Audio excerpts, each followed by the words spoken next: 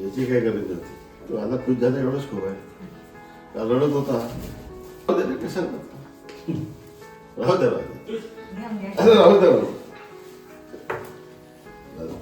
सामने वडील वारले आणि ते दुसऱ्या शेतामध्ये फिरून येत होते. करंट लावून करंट लावला होता आणि करंट लावल्यानंतर पण ते पूर्णपणे मेले नव्हते. पण जे ज्यांच्या शेत होता त्यांच्या शेतामध्ये ते जिवंत होते. पण त्यांना 2 दिवस ठेवलं आणखी आणि मग नदीमध्ये येऊन आणून फेकलं दुसऱ्या. दिवसात काही झाली का? नाही सर, ते म्हणजे कसं आमच्या पोलीस पाटील वगैरे नाही का तिकडे गोष्ट दाबला ते कोणाची गोष्ट?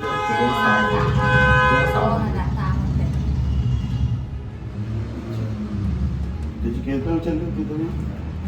साहेब मग 4-5 वर्षानंतर ते माहिती होतं. माझ्यासोबत आहे दिनेश मारुती हावरे. हा पोलीस भरतीमध्ये प्रकल्पग्रस्त म्हणून याला नोकरी लागली होती, म्हणजे याची निवड झाली होती. परंतु गोसीखुर्दमध्ये ज्यांनी एकमुष्ट रक्कम घेतली अशा 21,000 लोकांना प्रकल्पग्रस्त दाखला द्यायचा नाही अशा पद्धतीचा निर्णय झाला होता. त्या विरोधात लोक कोर्टात गेले. कोर्टाने देखील त्यांची याचिका नाकारली. विधानसभेमध्ये देखील या विषयावर लक्षवेधी आली होती. परंतु हा विषय नंतर मी हाती घेतला. माझ्या असं लक्षात आलं की या लोकांना प्रकल्पग्रस्त म्हणून जो दाखला होता तो जरी शासनाने यांना एकमुष्ट रक्कम दिली आहे तरी त्याची परिणामकारकता रद्द करता येत नाही. याच्यावर मी खूप अभ्यास केला. अभ्यास करून मागे आपल्याला कल्पना असेल की सुमारे मोठ्या प्रमाणामध्ये 21,000 प्रकल्पग्रस्तांना न्याय मिळाला आणि त्यापैकी अनेक लोकांना सरकारी नोकरी लागली. तशी नोकरी याला देखील लागली होती. परंतु याचा प्रकल्पग्रस्ताचा दाखलाची परिणामकारकता रद्द केली होती. मी मंत्री होण्यापूर्वीच ती रद्द झाली होती. नंतर जेव्हा मी याला परिणामकारकता रद्द होणार नाही असा मी जेव्हा निर्णय घेतला त्यापूर्वी याच्या नंतर जो अनुक्रमांक 2 मध्ये जो मुलगा होता त्याची निवड झाली होती, त्याची अपॉइंटमेंट झाली आणि तो नोकरीकडून कामाला लागला. आणि त्यामुळे याला आता नोकरी कशी द्यावी हा गंभीर प्रश्न उपस्थित झाला. त्याच्यावर मी परत अभ्यास केला आणि अभ्यास करून राज्य शासनाला मी असं पत्र लिहिलं की याचा अधिकारापासून याला वंचित ठेवता येणार नाही. त्याच्यावर परत SP सातारा याची निवड सातारा पोलीसमध्ये झाली होती आणि सातारा पोलीसमधून या कॅटेगरीचा हा ढिवर समाजाचा मुलगा आहे आणि त्यामुळे या प्रवर्गामध्ये परत पद रिक्त दाखवून याला नोकरी देता येत होती. परंतु अशा पद्धतीचं पद रिक्त आहे किंवा नाही याची शहानिशा करण्यात आली आणि ज्याची नव्याने निवड झाली होती अनुक्रमांक 2 मध्ये त्याला नोकरीतून काढणं शक्य नव्हतं कारण की तो नोकरीमध्ये लागला होता. मग याची विशेष बाब म्हणून आपण निवड करून घेतली की या कॅटेगरीमध्ये आता भविष्यामध्ये जेव्हा निवड होईल त्या निवडीमध्ये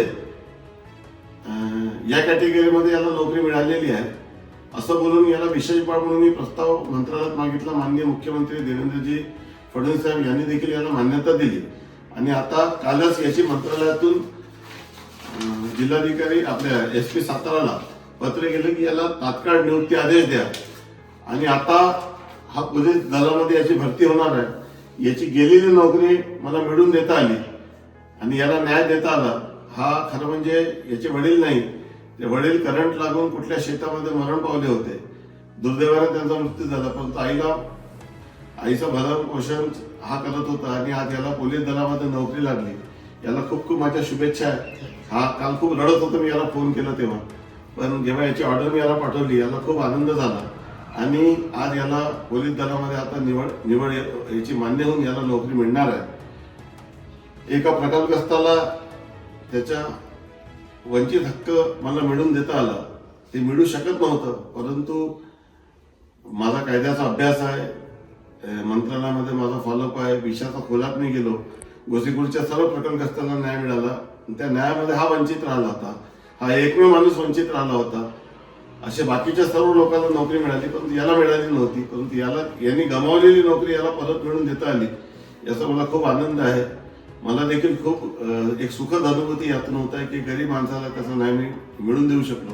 फक्त याला एवढीच विनंती आहे की नोकरी लागल्यानंतर सर्वसामान्य माणसाला चांगली सेवा द्यायची, कोणाची लूट करायची नाही, कोणाला त्रास द्यायचा नाही आणि गरीब माणसाची शेवटच्या माणसाची सेवा करायची, एवढी त्याला शुभेच्छा. याला खूप खूप नोकरीसाठी शुभेच्छा. धन्यवाद. जय हिंद, जय महाराष्ट्र. माझे पूर्ण नाव आहे दिनेश मारुती हावरे. मी राहणार मसली, पोस्ट चिचगाव. तहसील पुरी जिल्हा नागपूर. माझी 2024 मध्ये सातारा पोलीस दलामध्ये, सातारा जिल्हा पोलीस दलामध्ये माझी निवड झालेली होती. काही कारणास्तव माझं समांतर आरक्षण रद्द करून आणि माझी नियुक्ती रद्द करून मला नियुक्ती देण्यात नाही आली होती. प्रकल्पग्रस्ताचा जो समांतर आरक्षण होता, जो शासनाच्या काही तज्ञानुसार काही कारणापासून तो मला नियुक्ती रद्द करण्यात आली होती. मग आम्ही इकडे जाऊ तिकडे जाऊ, आम्हाला कोणी मार्गदर्शन नाही केले. मग आम्ही जयस्वाल साहेबांकडे फॉलोअप घेतला. आमचं प्रमाणपत्र जो अवैध ठरला होता त्यांनी तो काम पूर्ण केला. महत्वाचं काम म्हणजे तो त्यांनी पूर्ण केलेला आहे तो. आणि तो झाल्यानंतर माझ्या जागी जो वेटिंगचा मुलगा घेतलेला होता, साहेबांचं म्हणणं होतं की आपण त्याला पण नाही काढू आणि तुला पण नियुक्ती पण देऊ. पण माझे डिपार्टमेंटून जे पत्र आले होते ते निगेटिव्ह पत्र होते. आणि साहेबांना म्हणत होते की मी आपण काही टेन्शन नको घेऊ म्हणत होते साहेबांचं बोलले. आणि तुझ्या काम मी करीन असं 100% आश्वासन देत होते. जेव्हा जेव्हा साहेबांना मी भेटलो कधीच ते निगेटिव्ह बोलले नाही मला, कधीच नाही. ते म्हणत होते एकच शब्द की मी आहे, टेन्शन घेऊ नको, हा शब्द बोलत होते. आणि मी वारंवार फॉलोअप घेत होतो त्यांचा. मला माहित होता त्यांच्या शब्दावर मला विश्वास होता की माझी गेली नोकरी ते परत मिळवून देतील. आम्हाला आश्वासन म्हणजे ते भरोसा देत होते. आणि आज तो माझा शब्द त्यांनी जो बोललेला शब्द आहे तो त्यांनी पूर्ण केलेला आहे. तरी पण जयस्वाल साहेबांचे खूप मी आभार मानतो. आणि फक्त एक सांग की नोकरी लागल्यानंतर कोणाचा छळ करणार नाही, ठीक आहे?